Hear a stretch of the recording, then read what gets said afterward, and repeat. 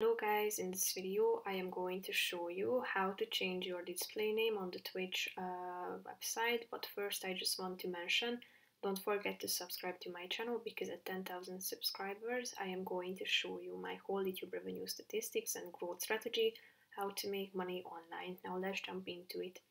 First of all, you should open the website on your device, and after that tap on this profile icon in the upper right corner of the screen.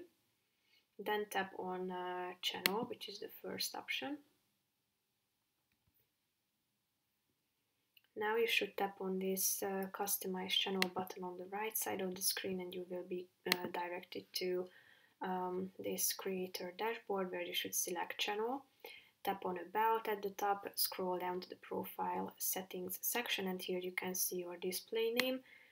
So just simply delete it and type in the new name that you would like to use as your display name, and when you are done, tap on the Save Changes button down below on the right side corner of the screen. So that's pretty much it for this video, guys. See you in the next one. Bye bye.